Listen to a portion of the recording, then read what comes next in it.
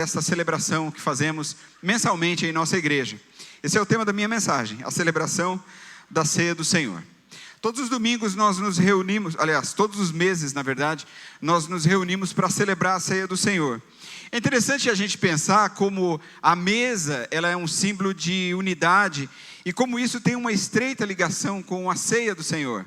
Porque nós estamos reunidos à mesa, não é?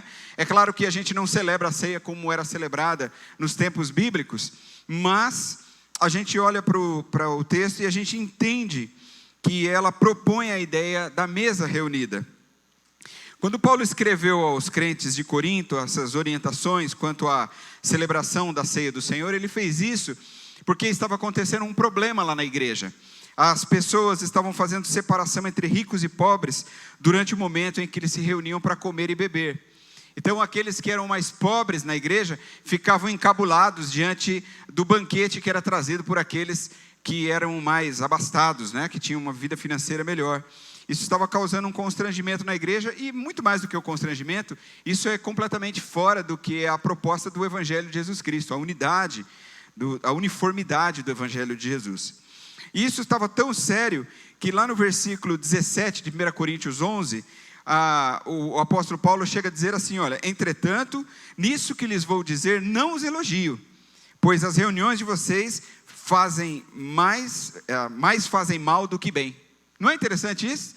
Paulo está dizendo o seguinte, olha, era melhor que vocês nem celebrassem a ceia, porque quando vocês celebram a ceia é pior, porque vocês se comprometem ainda muito mais pela atitude de vocês. E é por isso que, em seguida, ele passa a ensinar aqueles irmãos sobre a forma correta de se celebrar a ceia.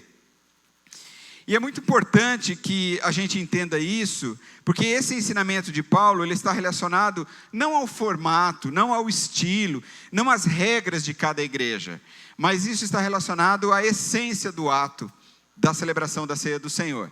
Então, se uma igreja celebra a ceia todo domingo, se faz isso uma vez por ano, se ela faz isso uma vez por mês, não é sobre isso, não é? Se ela usa pão, se ela usa pão de forma, se ela usa suco de uva, se ela usa vinho, não é? Se ela usa o brioche, o panetone, não é? Eu já vi uma igreja que uma vez celebrou a ceia com tubaína, porque é o que eles tinham naquele dia, era um lugar retirado, e aí eles não tinham, já era madrugada, sentiram o desejo no coração de celebrar a ceia com o grupo reunido, mas onde ia achar? Era um grupo de jovens, e aí eles tinham universitários, e aí eles tinham tubaína e pão com mortadela. Aí então nós vamos celebrar a ceia com o que nós temos, não é? E eles utilizaram aquilo que eles tinham, o pastor que estava lá utilizou o que ele tinha com aqueles universitários. Então não é quanto a isso que a gente está dizendo, mas é quanto à essência do ato, e é isso que Paulo está nos ensinando. Então eu quero ler o texto com você que nós lemos todos os domingos aqui, na maioria dos domingos em que celebramos a ceia. Pois recebi do Senhor o que também lhes entreguei, que o Senhor Jesus, na noite em que foi traído, tomou o pão e, tendo dado graças, partiu e disse, isso é o meu corpo que é dado em favor de vocês, façam isso em memória de mim. Da mesma forma, depois da ceia, ele tomou o cálice e disse, este cálice é a nova aliança no meu sangue, façam isso sempre que o beberem em memória de mim. Porque sempre que comerem deste pão e beberem deste cálice, vocês anunciam a morte do Senhor até que Ele venha. Portanto, todo aquele que comer o pão ou beber o cálice do Senhor indignamente, será culpado de pecar contra o corpo e o sangue do Senhor. Examine-se o homem a si mesmo, e então coma do pão e beba do cálice. Muito bem, esse é o texto que nós sempre lemos. Paulo está apenas rememorizando aquilo que Jesus fez na celebração da ceia. Então eu queria fazer aqui a você alguns apontamentos a respeito da ceia, para que você possa crescer no seu conhecimento bíblico a respeito dessa celebração tão importante que nós temos como igreja de Jesus. A primeira coisa que eu quero compartilhar com vocês é de que a ceia do Senhor é a celebração do significado da morte na cruz. Eu sei que você já sabe isso, mas eu queria pensar um pouco a respeito dessa afirmação. Bom, a ceia do Senhor Jesus Cristo, ela está centralizada nessa morte, e aí um termo muito bíblico mesmo, não é? Nessa morte expiatória, muito teológico na verdade, de Jesus Cristo. Isso aqui tem a ver com o que alguns vão dizer assim, chamar de sacrifício vicário, que nada mais é do que a substituição, não é? Era eu quem deveria estar lá, e Jesus entrega a sua vida em meu lugar. Então a cruz de Cristo, e aqui vem uma proposta interessante para a gente, que é a cruz de Cristo e não o egoísmo humano que está no centro dessa celebração, como estavam fazendo ali os crentes de Corinto, não é? Porque cada um queria como diriam os nordestinos, queriam se amostrar, né? Então, na verdade, a ideia aqui é que Paulo está ensinando que a igreja é um lugar de uniformidade. O sangue de Cristo, que é aquilo que nós celebramos na ceia, ele é o selo da nova aliança, não é? Lembra-se que Jesus fez uma aliança com Israel, com o seu povo. E aí, Deus fez uma aliança com Israel, o seu povo. E em Jesus Cristo, essa aliança se aperfeiçoa, ela se completa no derramamento do sangue de Jesus que aconteceu. E é por meio deste derramamento de sangue, é por meio deste sangue que os nossos pecados são lavados e perdoados. Eu gosto muito da forma como o teólogo Warren Wiersbe, ele fala do significado da ceia. Ele diz, ele aponta a ceia para o significado dela para 4 direções para onde nós devemos olhar quando nós a celebramos. Aí, com todo respeito, né, o Wiersbe, quem sou eu perto dele, eu mexi um pouco na ideia dele, né, como se eu tivesse audácia, como se eu tivesse... Está se achando, né? Mas eu dei uma mexida aqui nas palavras do Wiersbe, e eu acrescentei mais uma direção. Então eu coloquei para vocês aí, olha só que interessante. Quando nós celebramos a ceia, na visão do Wiersbe, nós devemos olhar para trás. E olhar para trás é onde está a cruz, onde há mais de 2000 anos morreu Jesus Cristo, nosso Salvador. Depois ele vai dizer que ao celebrarmos a ceia, nós devemos olhar para frente, porque a ceia nos aponta para o mundo perdido, e foi aqui que eu mexi um pouco, e lembra o sacrifício de Jesus Cristo, e que esse sacrifício aconteceu para que eu e você pudéssemos ser salvos. Então aí a urgência é a missão de propagar o Evangelho de Jesus Cristo. A terceira colocação do Wiersbe é de que nós devemos olhar para dentro, na medida que aí nós passamos por um autoexame, porque o texto diz isso. Examine-se o homem a si mesmo, não é? Então você deve olhar para dentro de você. E aí também ele propõe que a gente olhe ao redor, porque a ceia, ela também é um tempo de comunhão. Então eu olho para os meus irmãos, porque como diz lá em Efésios, nós somos um só corpo, um só espírito, uma só esperança, um só Senhor, uma só fé, um só batismo, um só Deus e Pai de todos, que é sobre todos, por meio de todos e em todos, não é? Então a ceia tem esse sentido precioso também. E aí eu também acrescentei mais um aqui que eu chamei de devemos olhar para o alto. Quando nós celebramos a ceia do Senhor, como os discípulos, né, e quando Jesus também fez isso com os seus discípulos naquele dia, ele disse que eles, e nós também, né, deveríamos fazer isso, ou seja, celebrar a ceia sempre até que ele venha. Né? Vocês farão isso até que eu venha. Para sempre nos levar, ele vem e depois nos leva para morar com ele eternamente no céu. Então por isso a ceia, ela deve manter em nós essa expectativa gloriosa da segunda vinda de Cristo. Então veja como o sentido da ceia, ele é amplo, né? Como ele se espalha em várias direções para o nosso aprendizado, para o nosso crescimento, para a nossa maturidade espiritual. Então a ceia do Senhor não é apenas um ato que eu tomo um cálicezinho e como um pedacinho de pão, não é? É muito mais, isso é o símbolo de algo muito grandioso, de algo extremamente profundo, que mudou a história da nossa vida. Isso está relacionado direta e absolutamente com a minha salvação, com a sua salvação. Está relacionado com a missão que recebi a partir da salvação, de testemunhar do Evangelho de Jesus, de pregar, de propagar o Evangelho de Jesus. E está relacionado também com a minha ligação e o meu compromisso com a volta de Jesus, em todos os sentidos. Aquilo que acontece na minha relação com o próximo e na minha relação com o próprio Deus, em viver uma vida de retidão e santidade, para que eu possa ser achado fiel no dia da volta do Senhor. Então há muita profundidade na celebração da ceia do Senhor, que celebra o derramamento do sangue de Cristo e a sua morte em nosso favor. Amém? A outra coisa que eu vejo aqui nesse texto é que a ceia do Senhor é a celebração da comunhão do corpo de Cristo. Então a ceia também é um momento de comunhão. quando nós estamos reunidos com os nossos irmãos. Uma vez um casal conversando comigo, eu ia celebrar um casamento, e aí eles falaram assim, né, que cada casamento hoje tem uma coisa diferente, né? Cada casamento o pessoal bola um negócio diferente. E aí esse casal veio falar comigo e falou: pastor, eu queria celebrar a ceia no nosso casamento, e aí você serviria a ceia para nós. E aí, com todo respeito, com todo carinho, eu disse para eles que eu não concordava com isso, não é? Porque eu entendo que a ceia é uma celebração da igreja de Jesus.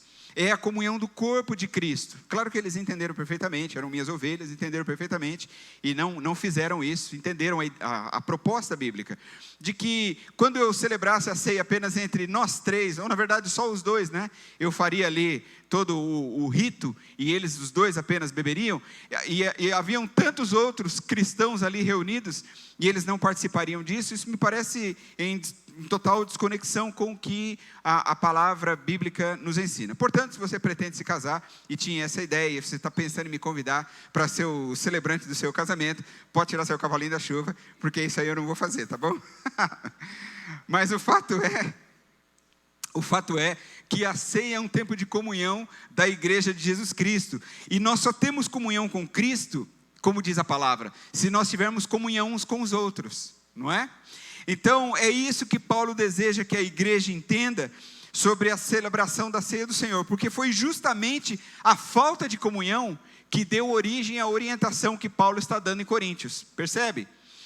Então, você sabe que a igreja de Corinto era uma igreja que tinha muito problema. Haviam muitos pecados na igreja de Corinto, haviam muitas coisas erradas que aconteciam na igreja de Corinto. A verdade é que os corintianos sempre deram muito trabalho mesmo e causaram muito problema, não é? Não, brincadeira sem graça, né? Brincadeira, eu vou ser, como é que fala? Cancelado, né? E olha que é muita gente que vai me cancelar, né? É uma imensa multidão. Mas enfim, a igreja de Corinto é uma igreja que tinha muitos problemas, havia muito pecado concentrado naquela igreja. E foi uma igreja fundada por Paulo, né? Interessante isso.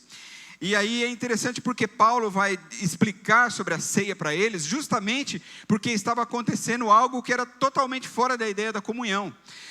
Uma outra coisa interessante é que, por exemplo, há muitas situações que são ensinadas no texto bíblico, justamente por causa desse problema. Olha de problemas que haviam na igreja.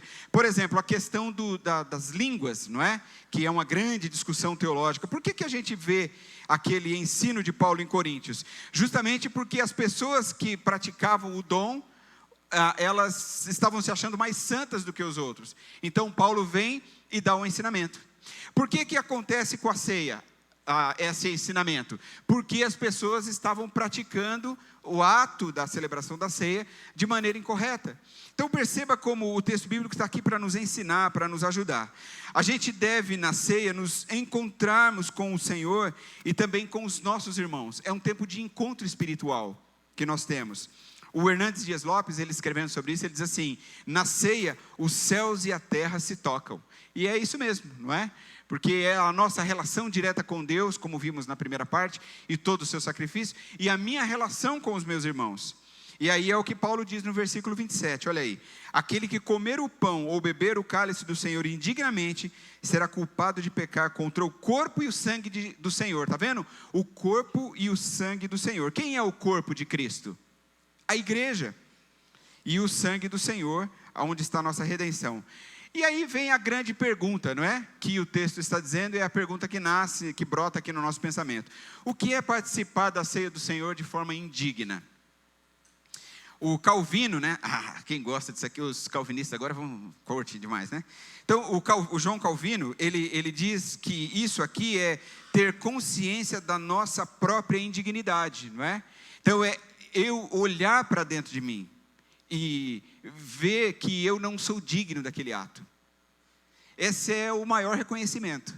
Se você fala assim: nossa, eu não tenho dignidade alguma para participar da ceia, então é você que está preparado para ela. Então, quando nós reconhecemos a nossa indignidade, mas ao mesmo tempo nós reconhecemos que por meio de Jesus Cristo nós somos habilitados para nos sentarmos à mesa, então nós participamos dignamente. Então essa é a proposta. Quando nós nos sentamos de forma leviana, quando nós nos sentamos à mesa de forma irrefletida, Então nós não estamos sendo dignos de estar ali. A gente tem que saber definir o que Cristo Jesus fez por nós. Você sabe realmente compreender o tamanho do sacrifício de Jesus por você? A gente tem que entender a importância, a gente precisa entender o alcance, a gente tem que entender a profundidade do sacrifício de Jesus por nós. Eu sou nascido na igreja, e por muito tempo eu vivi achando que se eu tivesse cometido algum pecado, eu não poderia tomar a ceia. E algumas vezes na minha vida eu não tomei, porque eu achava que eu tinha feito algumas bobagens durante a semana, e aí eu falei, se eu tomar a ceia aqui eu vou ser fulminado, não é? Eu tive algumas atitudes que não eram corretas. Mas eu acho que essa não é a forma correta de se entender essa simbologia. Eu acho que se fosse assim, a gente nunca estaria apto a participar, não é? Porque o que a gente faz?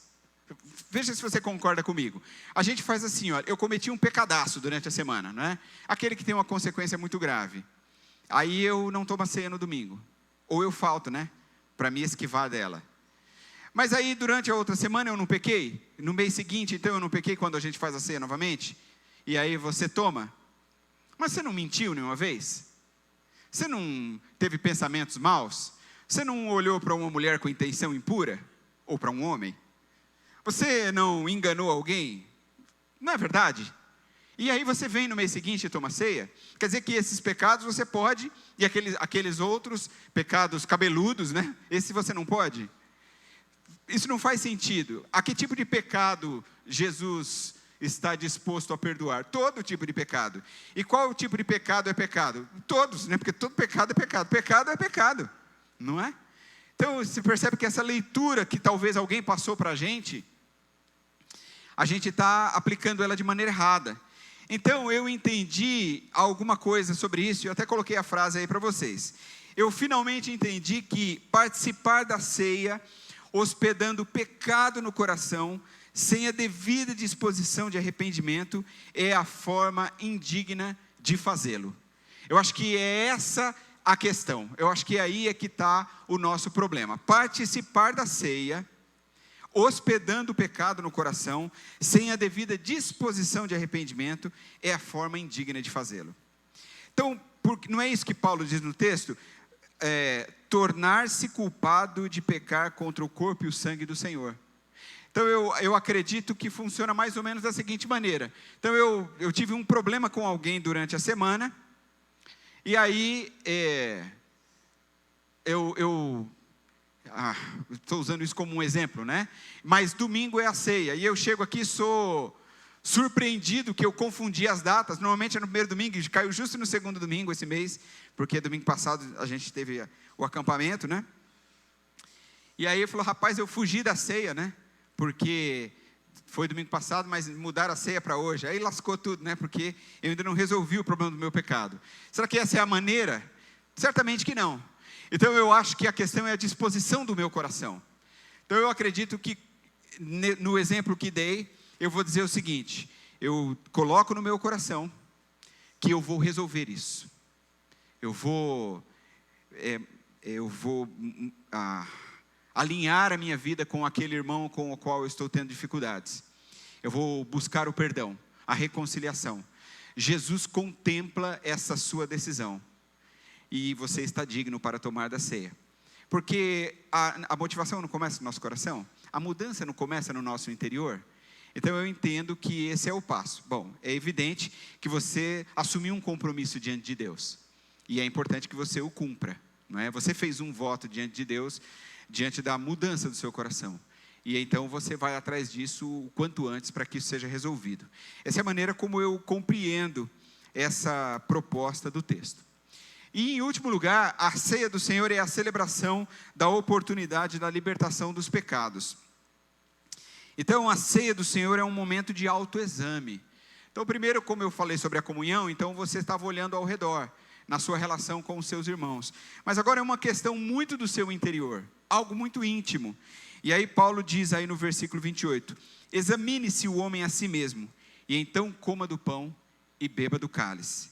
Então eu acho que de todas essa é a parte mais difícil. Não é por causa do nosso orgulho, da arrogância do nosso coração. É necessário que a gente tenha um auto-julgamento ao participarmos da ceia do Senhor. Se a gente fizer isso, nós não confessarmos os nossos pecados, nós não estamos discernindo o corpo de Cristo, tanto o corpo físico quanto o corpo místico de Jesus Cristo.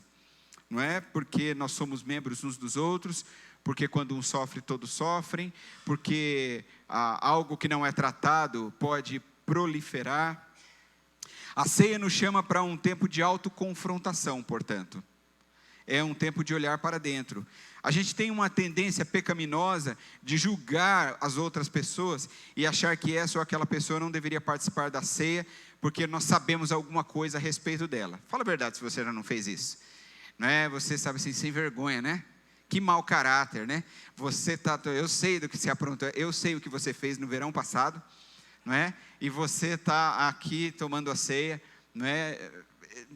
Isso realmente, literalmente, não é um problema seu, não é um problema meu. Os nossos irmãos, quando distribuem a ceia, aqui os diáconos, eles não ficam escolhendo para quem eles vão entregar, eles simplesmente estendem a bandeja e as pessoas pegam.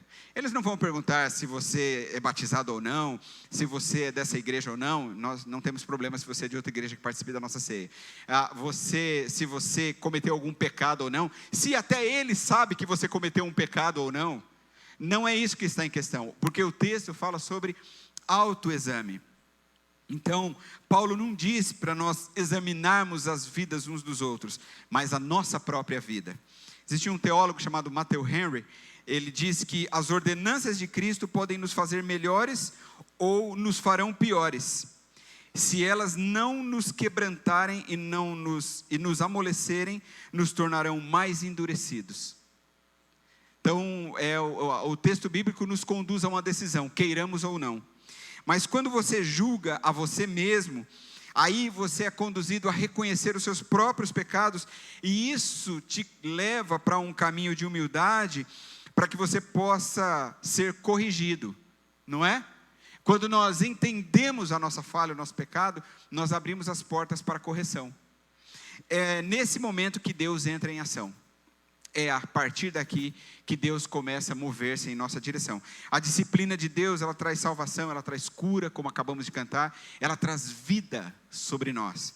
A disciplina de Deus, ela visa sempre nos fazer voltar para o próprio Deus e nos livrar da condenação do mundo. Portanto, a disciplina de Deus é uma disciplina de amor, é uma disciplina de cuidado. Nem sempre ela é fácil de ser assimilada, né? De ser praticada, de ser vivenciada, experimentada, mas é ela que muda a história da nossa vida. A ceia do Senhor, então, é um momento especial de contrição. Essa é a palavra clássica para isso, não é? A contrição. Porque por meio da ceia a gente é conduzido a um momento de reflexão íntima, de reflexão pessoal com Deus, a ponto de nós olharmos para dentro de nós mesmos, sondarmos as nossas motivações. E aí termos a oportunidade de nos rendermos diante da cruz de Cristo, onde a gente encontra o perdão para os nossos pecados. Amém?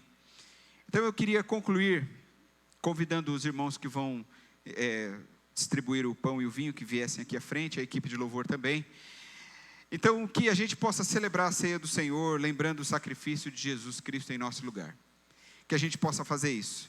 Que a mesa do Senhor, ainda que seja de forma metafórica, de forma simbólica, ela seja sempre um ambiente de comunhão, seja um tempo de alegria com os nossos irmãos, que os nossos pecados sejam lançados aos pés da cruz de Jesus, que a nossa esperança da volta do Senhor seja literalmente reacendida, e que a cada momento que nós estivermos diante da beleza e da singeleza da mesa do Senhor, nós possamos crescer.